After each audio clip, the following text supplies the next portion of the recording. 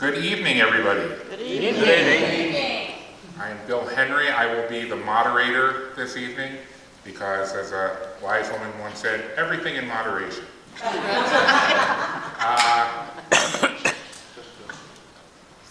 This is not an easy event to moderate.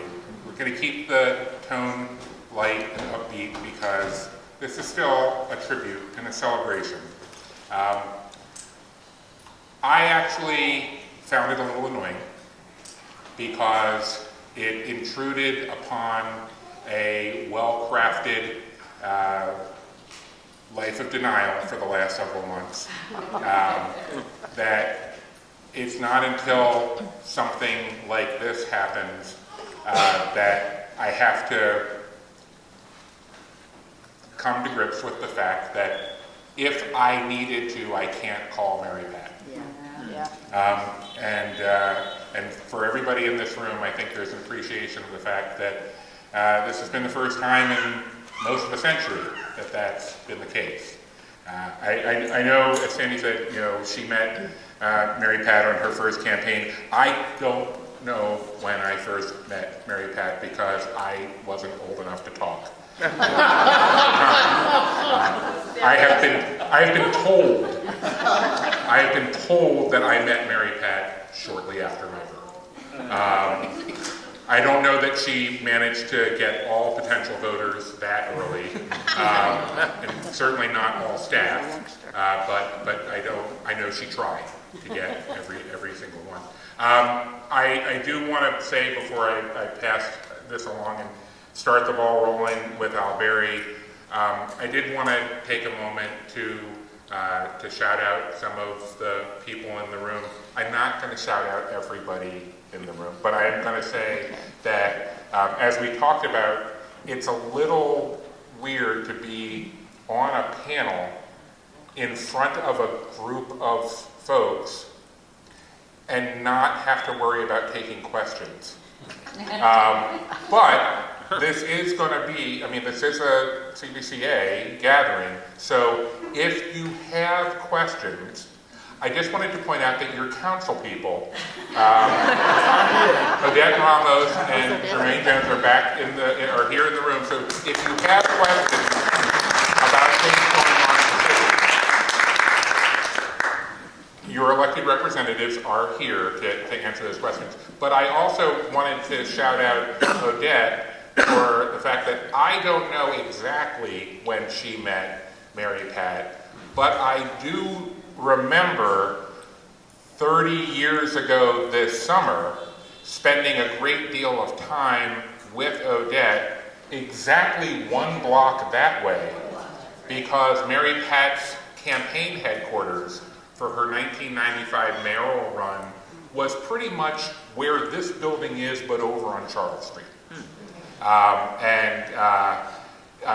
Not to put it in perspective or anything, but at that time, that summer, now Councilwoman Ramos was a brand new graduate of Goucher College and heading off to grad school in the fall.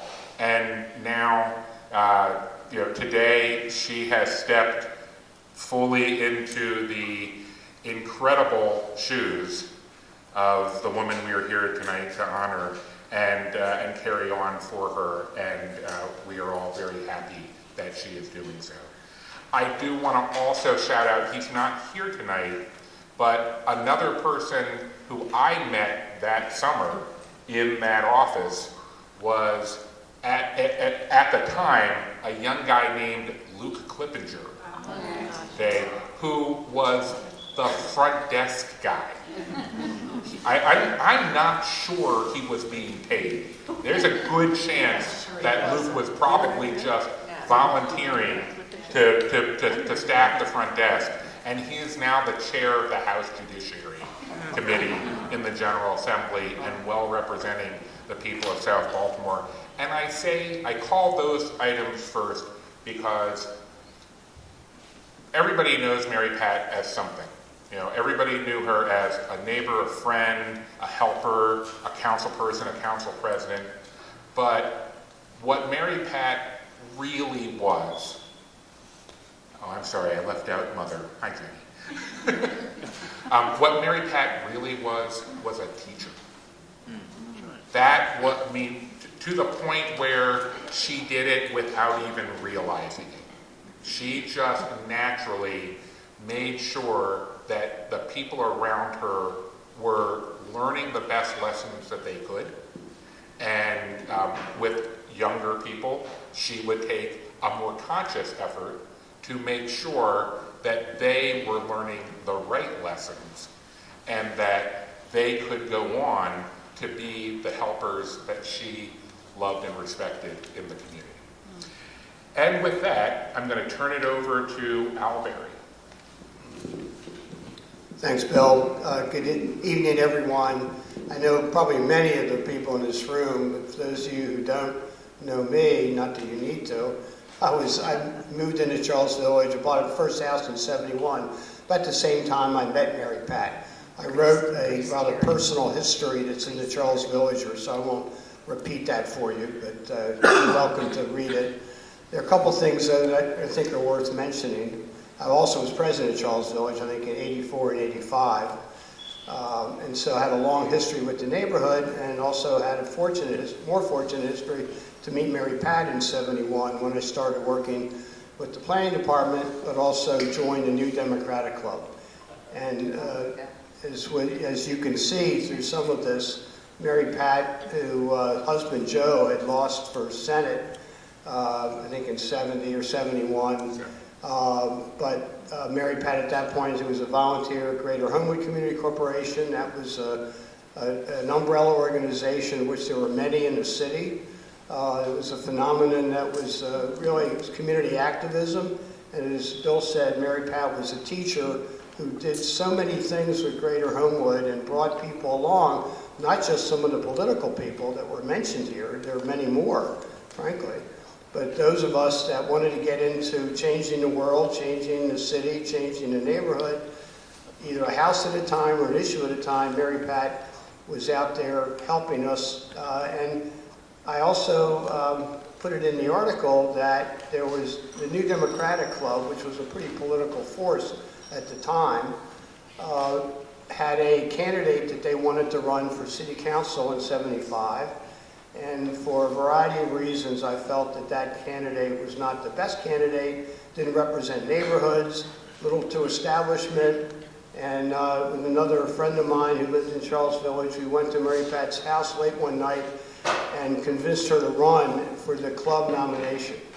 And at that time, the New Democratic Club would have meetings that would have 100 or 200 people, particularly if the nomination was contested.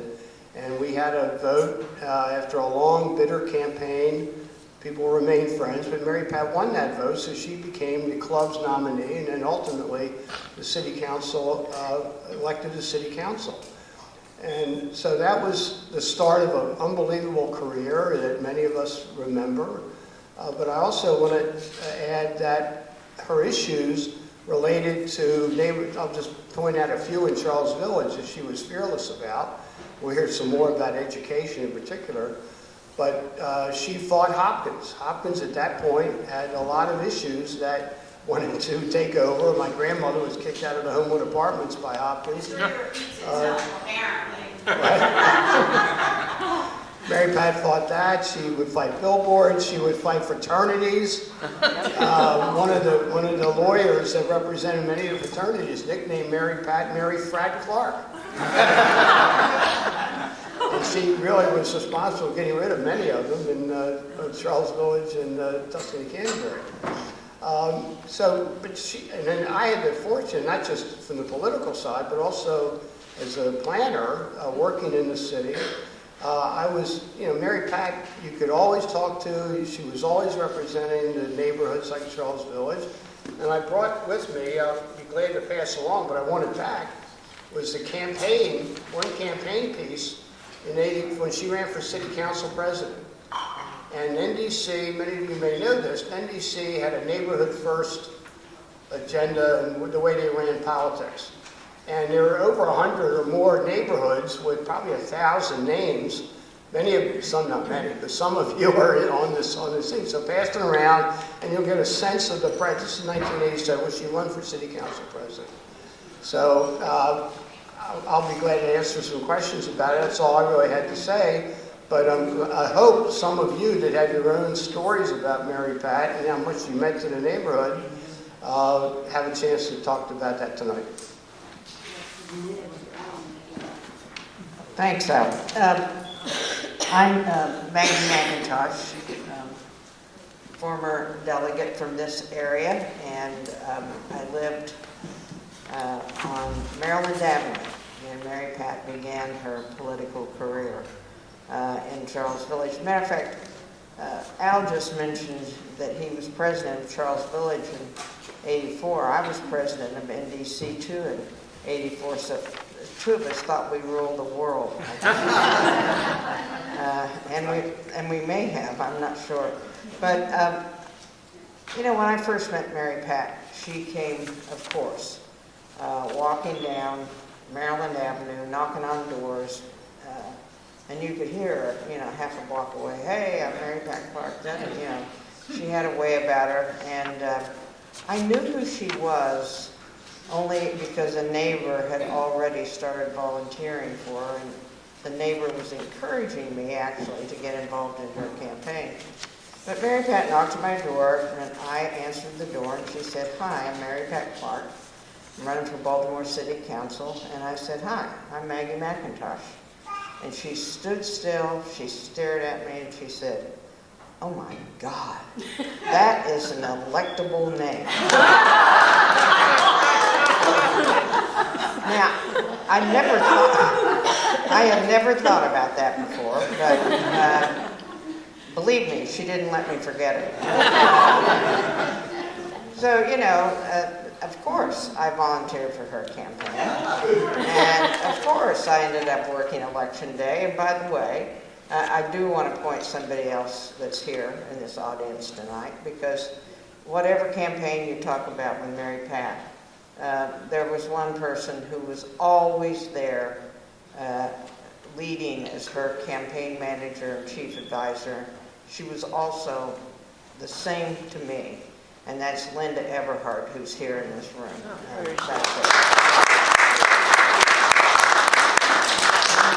a matter of fact, Al and I are really afraid of the fact that Linda will at some point stand up and correct us publicly. So I'm going to be, speak in very general terms. But when I say that, she looked at me and said, "That's an electable name," fine.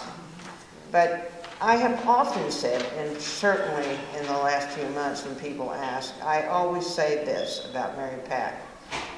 If it weren't for Mary Pat, there wouldn't have been a delegate Maggie McIntosh.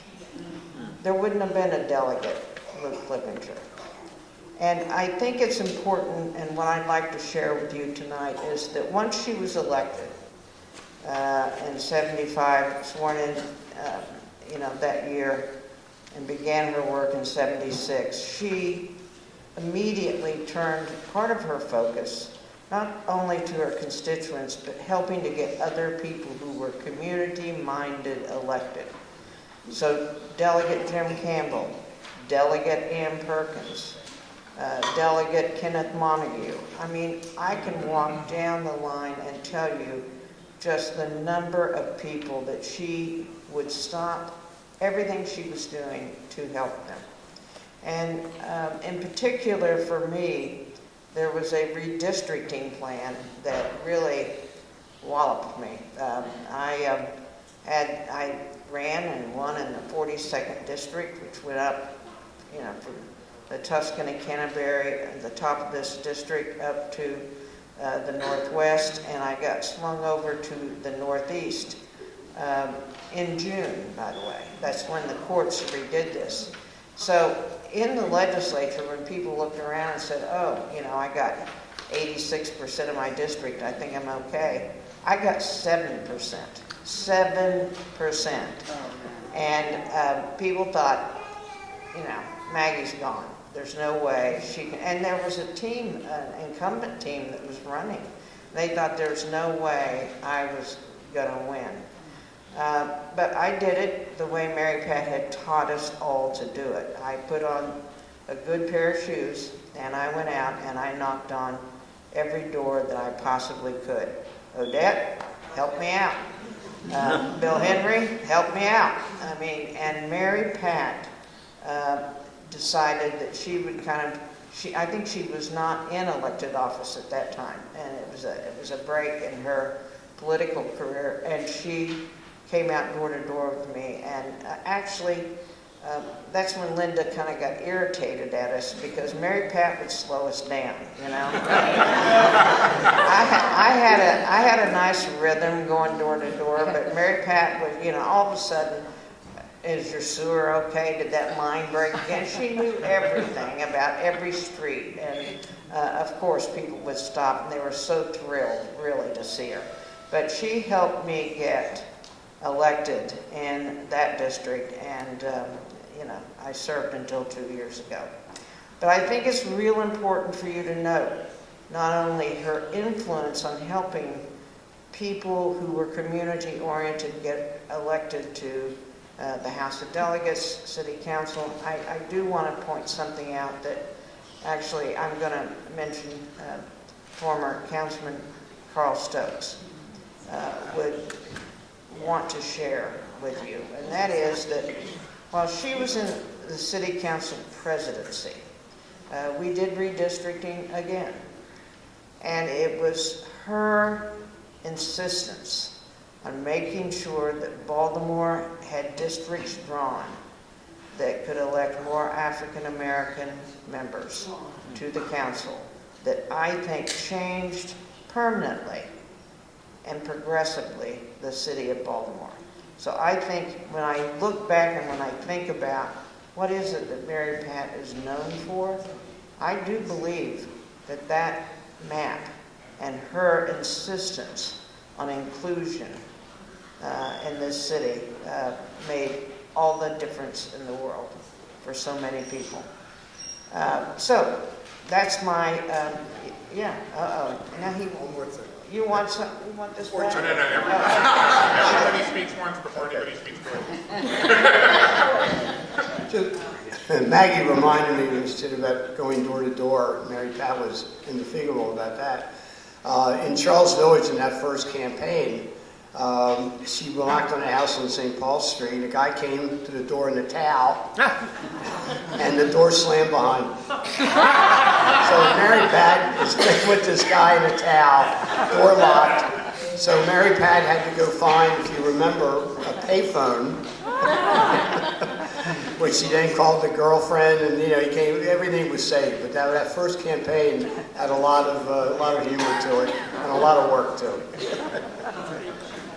And her famous constituent story was somebody, I don't know what it was, I think it was a tarantula or alligator or something weird got loose. And of course she got it corralled back up.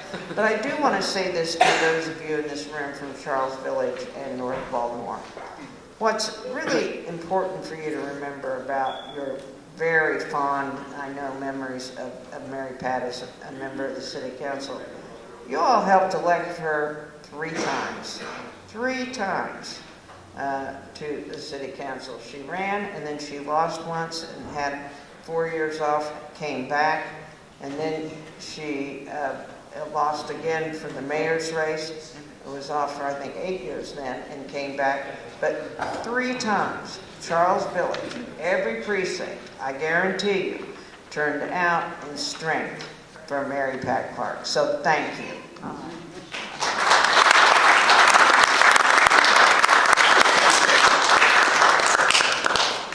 Hi, I'm Joanne Robinson. I moved on to Abel Avenue in 1969, and I've been there ever since.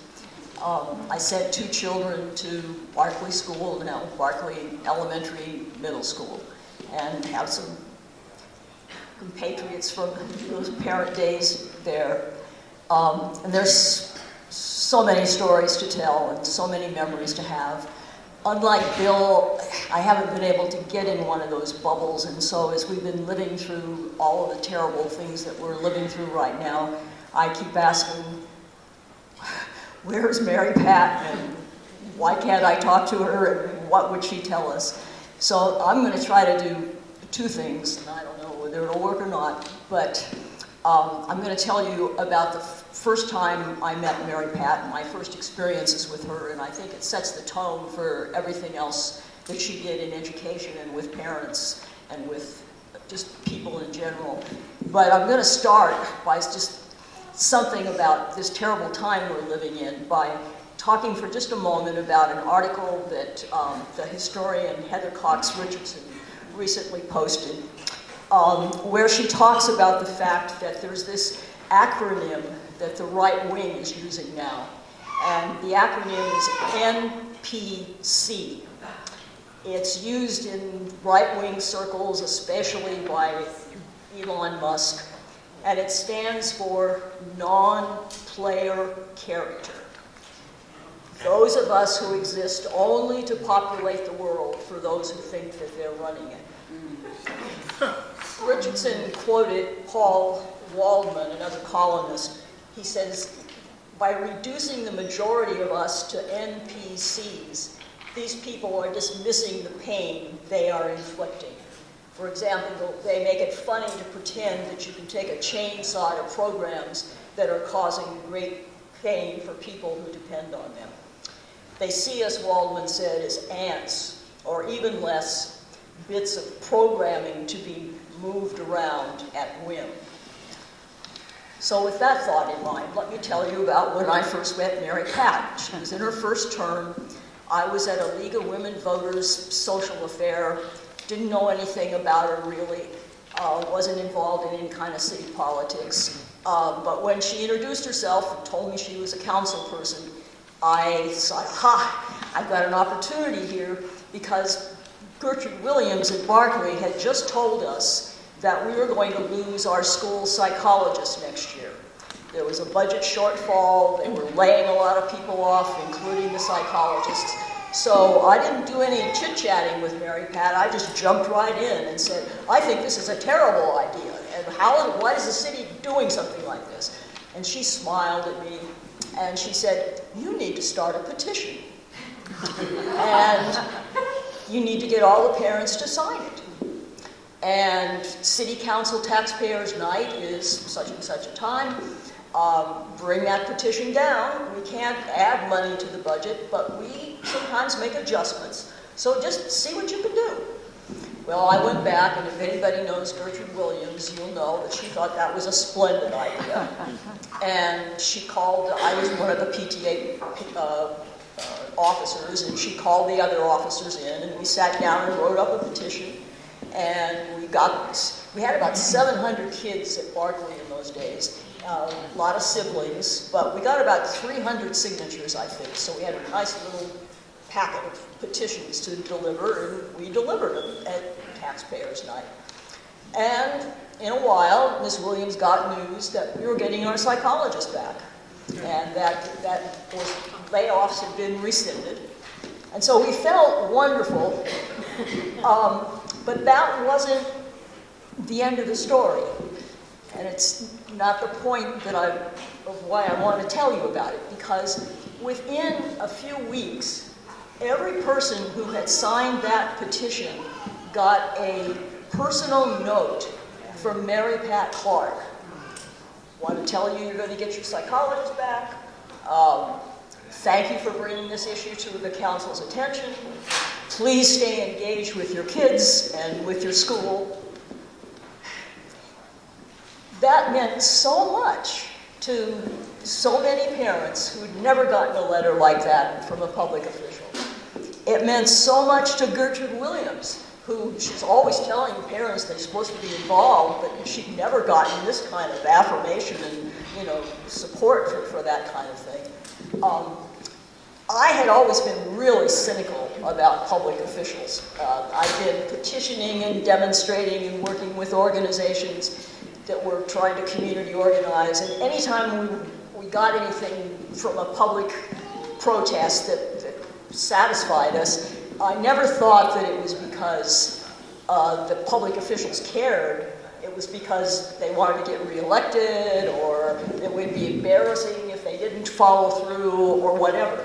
But here was Mary Pat, recognizing our agency, encouraging us to use it, telling us that she cared about us. And that really, it changed me.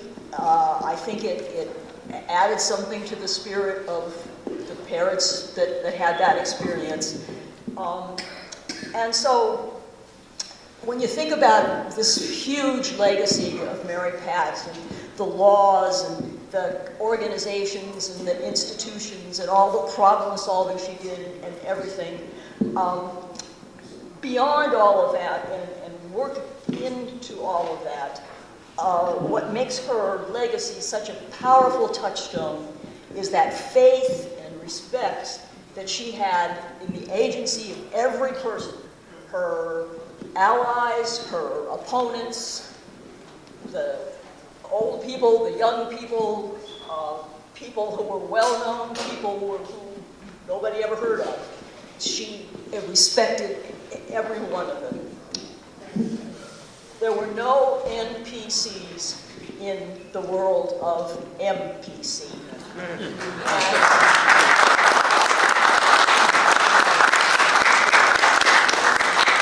As we struggle to survive all of this that we're going through, I think what she would be telling us is that we can't have any NPCs in the world that we're going to make eventually. Sandy's rules, we've still got a little bit more time.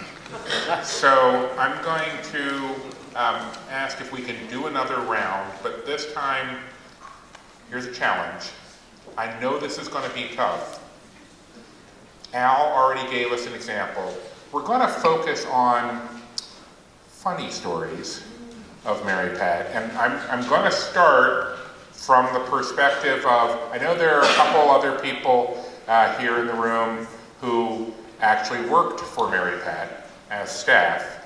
And so on behalf of everybody who worked for Mary Pat, I will say, Mary Pat loved all of you.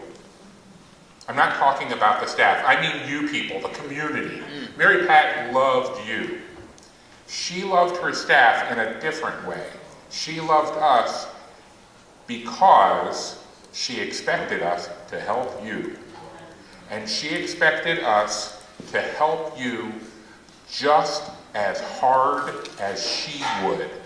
She expected absolutely nothing less than the 125% that she was prepared to give 25 hours a day, 8 days a week. And the story I'm going to tell is one afternoon, actually, I'm also going to take this opportunity to shout out, how many people here knew George Brent? George Brent was a community leader and also Mary Pat's director of constituent affairs when she was council president. She went with him to, he went with her to all of her events and helped her collect constituent problems.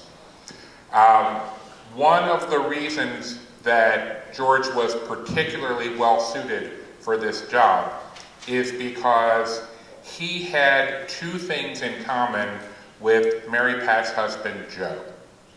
One is he was very tall. Okay. So he was physically able to put up with Mary Pat. The other thing is, even though he could fly off the handle, he was generally very calm. And I don't know what his doctor said, but he came across as someone with extremely low blood pressure, much like Joe. And I remember Mary Pat coming into a staff meeting in Betty Deacon's office, and she was just so mad about something. And one of the people on staff gave the wrong answer, not objectively, but not the one Mary Pat wanted. And she just flew off the handle. She got up, she started just walking around the table, just...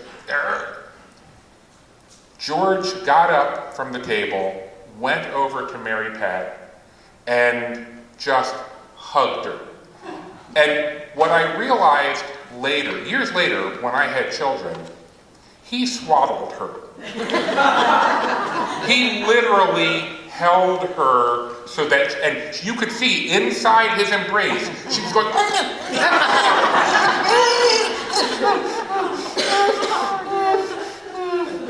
and eventually she calmed down. And I didn't know about swaddling then. So the metaphor that I used in talking about this with my coworkers and friends was, Mary Pat was an ongoing nuclear reaction.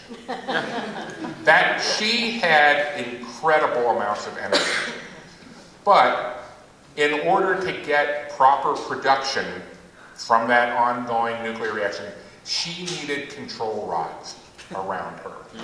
And there were people in her life, like George and like her husband, who one of the things that they did and probably got very little recognition for was the fact that they helped Mary Pat maintain an even flow of energy, and that even flow enabled her to be on the phone making phone calls for people in the middle of the night. It enabled her to go out to event after event after event, and I don't know that we will see her like again. Very nice. Al?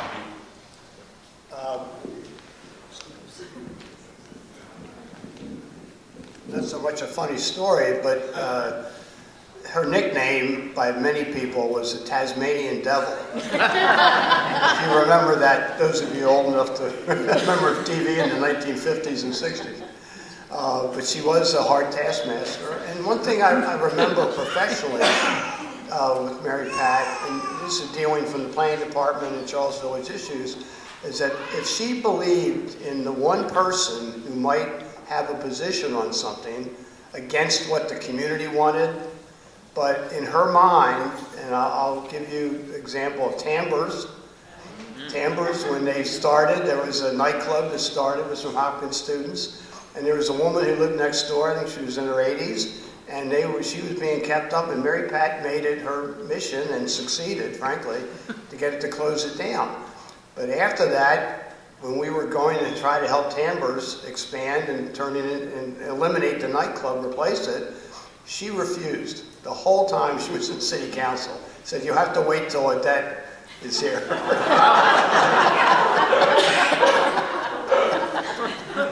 So that was an example. There was another, Union Memorial Hospital, who I was working with, and Union Memorial Hospital had a generator, emergency generator that backs up to the hospital. And they had it for 25 years. It has to be federally, state certified. They have to do testing during the day for 15, 20 minutes, whatever. Well, she got a call one day from a woman who was retired from the federal government, who lived across the street, who now was home during the day. And Mary Pat took it upon herself to force Union Memorial, because this woman didn't like her study, hearing this sound, to actually spend a lot of money to mitigate the sound. Cost the hospital a lot of money. However, that's two of those examples. Mary Pat took one person and got it done for them, and it was an issue that maybe the neighbor didn't care that much about, but that's just an example of how successful and single-minded she could be. My funny story was the tarantula story, or whatever it was, that she went out and caught. But, you know, when I think back about Mary Pat, you could never pull one over on her. You know, she knew everything. She was at every community association. She never, ever, ever missed a beat, whether it was Waverly or Charles Village or whatever the community was. But one year, actually, Linda Eberhardt and I pulled one over on her. And it was a year that I think it was Linda decided that we ought to do something for Mary Pat's birthday. She's always doing something for all of us. We should do something for her. So we put together a little working group, and we got, I think it was something down at the Peabody or something like that. It was some big room. Was it the Peabody? The what? Oh, yeah, that's right. And we got, anyways, this big room, and we decided we'd throw a party for her. And I was in charge of getting Mary Pat to the party. And I don't even, I guess I said there was a constituent problem she needed to take care of, but whatever it was, I got her there. But anyway, we organized in every community in her district. We got, just like you see with the sheet that Al Berry's passing around, people who would, you know, come, and we had punch, I'm sure, we had cake, I'm sure, we had balloons everywhere, I'm sure, we had it decorated to the nines. And then I went out that evening and accompanied Mary Pat to a couple of meetings in the neighborhood, and my job was to steer her back to this party, where when she walked in, about 1,000 people screamed and yelled, "Happy birthday," and we actually pulled it off. She didn't pick up that there was a huge event planned in her honor that year. So that, you know, that's the one thing I can think where I actually remember pulling the wool over Mary Pat's eyes, because it was hard to do. She had the pulse of everything going on in her district. I don't really have a funny story, but there's a episode in our Able community that has an element of humor in it. There was a bike, you know, the bike lane along Guilford Avenue, and it's 31st in Guilford, and runs into 31st Guilford. There was a roundabout, and it was. There was not space for that roundabout. And the neighbors had a way of showing that they didn't think it should be there by putting in little installations. First, there was a toilet. And then there were some statues made of interesting things. There was a easy chair and a lamp and a table once. And Mary Pat loved every one of those. And we would call her up every time and say, you know, we still haven't gotten rid of this round. And you know, once the city puts something in, to talk them into taking it out is almost impossible. And it took a long time, 5 years. But she never gave up. And finally she called me one day and she said, I forget who the guy's name was, but Department of Transportation, but she said, he's agreed to come. You have to get a bunch of neighbors there. It was a cold morning, but you know, 30 or 40 of us showed up, and the motorists cooperated beautifully because they kept coming and driving right over the roundabout. And the guy from the Department of Transportation thought we had paid them to do it. But anyway, he looked at it and he said, Was it Frank Murphy? I don't know. Yes, I think it was. Yeah. He said, this isn't working. And so we got rid of the roundabout finally.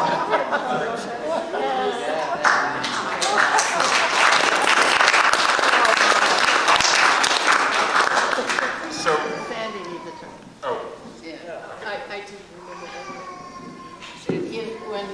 When Mary Pat decided that she wanted to run the last time that she ran for city council president, she had, what, 8 years off? She came to my house. I was going to help her with getting her campaign started. And she brought stuff, you know, all these lists of who had participated. And at one point she looked at me and she said, do you think I can win? What? I think you can. She touted us. so we do, I know we have people in the audience who want to add some tributes, so should I call them up, or? Yeah, we know. I'm just trying to hold the... Odette, did you want to say anything? Sure. That was a rhetorical question. I know. I love the red. Thank you. Yes, Mary Pat Red. I wore this on purpose. Yes. I'm sorry, I'm going to have to leave in a few minutes. I actually am a parent also.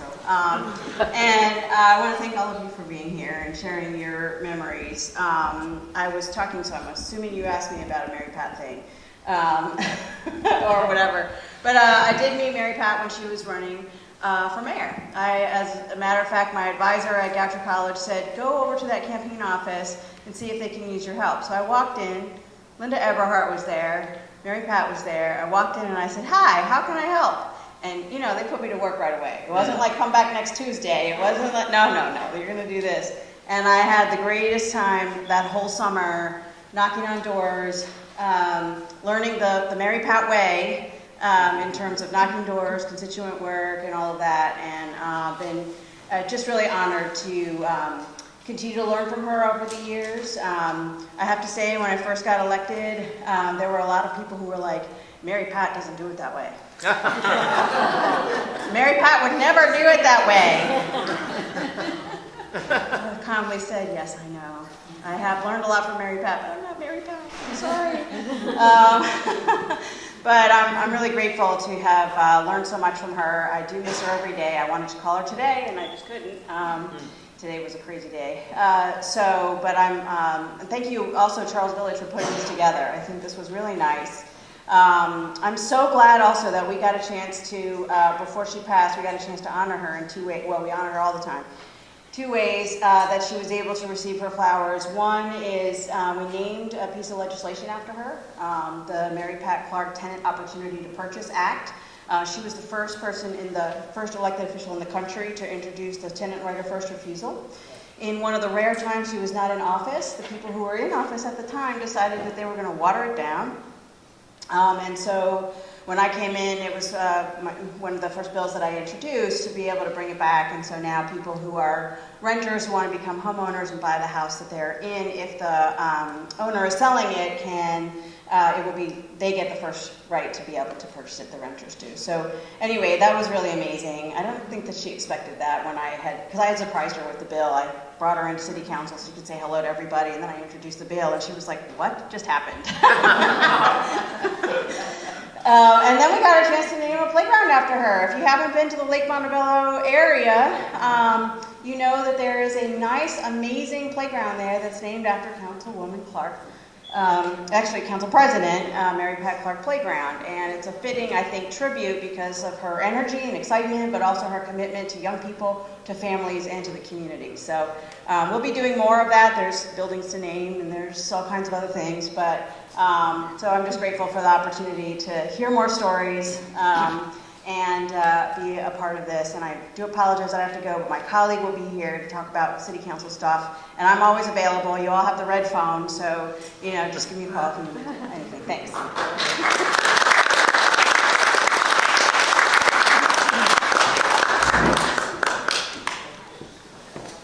Thank you. So it's really important because I had the pleasure of working for Mary Pat Clarke towards the end of her career. Introduce yourself.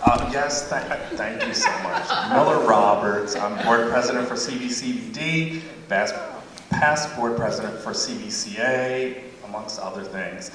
And it dawned on me as we were talking, I think we've all had the same experience with Mary Pat Clarke, right? So I'm going to tell a couple of really quick stories, and someone, pulled me off the stage. I live alone. I'll keep y'all here all night talking. So first of all, we talked about the fact that she did the nuisance legislation, right? And I have to admit, yes, do it. You need to do it. I came in '93 to be in Hopkins undergrad. I went to those frat parties, so I probably caused some of those problems on Canterbury at that frat party. I remember one. Those two frat, you know what they are. There was one at the end. We closed them both. Yes, and then the one. Yes, Tap was at the end. Gorgeous house. I wish I could have bought that. It was gorgeous. I told my mother that the other day. And then the one that was in the middle of the block, Canterbury. Okay, so I went to all those parties. So that was my fault. Okay, keep going. I need to also echo the fact that I got cheated. because Mary Pat and I had set up regular luncheons. And what I said to her, Mary Pat Clarke, I can't keep up with you and all the work that you do. I'm excited to see what you do in your retirement, but can you bring me there with you? And we had set up meetings, and we would go to lunch, and I remember the last lunch that we had, and we were just ready to conquer the world. So it's hard, because I also thought I was going to pick up the phone all the time and say, Mary Pat, what do I do with this, right? So it's hard. The other day I thought about it, and then I was like, oh no, can't call Mary Pat Clarke. So we all share in that, and we have to be okay. The other thing I realized is that we always did what Mary Pat Clarke said, and I'm gonna tell you something. One day Mary Pat Clarke called me and she said, you're to come work for me. I said, oh, what are we talking about? 2 days later, I had a city council ID in a parking spot because she could move things like that. And I said, oh, I guess I do work here now, and so I'm going to community meetings all night long. Okay, so that was good. So the next story I'll tell is that I went to the Eagle, and you know it's in our community here. I went there, and I was going to have a couple drinks, maybe find a future husband, but we won't talk about that right tonight. I went in, and I was halfway through my first drink, and they locked the doors. They were having a sit-in. They were angry at the owner. And I said, oh my gosh, what do I do? It's like 10:30. I work for city council. I work for Mary Pat Clarke. So I picked up my phone and said, Mary Pat Clarke, they locked the doors. There's a sit-in. I would not come here I was not in the middle of a protest. She said, well, are our constituents there? What in the world? So I said, I don't know. I'm trying to get out. I'm going to go through the back door. She said, well, sounds like fun. Do you need help? No, I don't need help. And she said, well, maybe I should go to the Eagle tomorrow. We go for lunch or something. I said, well, it's not that kind of place, Mary Pat Clarke, but okay, we might need your help. So I explained to someone, I said, listen, I really need to leave. I work for city council. Can you let me out the back door? I will support. Let me know what you all need. But I got to get out of here because I can't be a part of a news story tonight. And they did. They let me out the back door. So I went on home, and then I checked in the morning, and she said, well, anything I need to do for the people? I said, no, I think it's fine. They were angry at the owner, and that's fine. So that was a very interesting story, because she literally was like, well, do I need to come down? It's 10:30. Like, you don't drive after dark. Okay. So that's what we do. My last story is that she helps everyone, and one time we had to go to a meeting in Columbia, because, you know, she was all about zero waste. And Columbia really did a great job with zero waste. We want to get rid of wheelabrator and everything else. So we were there to learn how they did it. And she said, well, listen, can you drive? And I said, okay. And we, drove in my little cute car, put the top down. We're in the middle of MLK. Somebody came up to the car, and of course, she took a constituent complaint in the middle of MLK. And I'm like, what in the world is happening? Also gave the person a couple dollars. No one honked, and I thought, I'm going to be in trouble. But no, because they knew Mary Pat Clarke, as everybody in the city does. So I'm thankful that we're here to celebrate her life. She means so much to me, and I miss her more than words can say. I think we all do. So we go on. We carry forward, as we should, in her spirit, okay? I don't miss her as much as her family does, but I'm close. Love y'all. Thanks. She needed somebody to go with her to events, so I volunteered to go with her, and one Sunday, she and her driver picked me up after church, and we went to event after event after event after event, all Sunday afternoon. And it was like 6 o'clock, and she was just sprawled in the back seat of the car, and she's like, is it time to go home?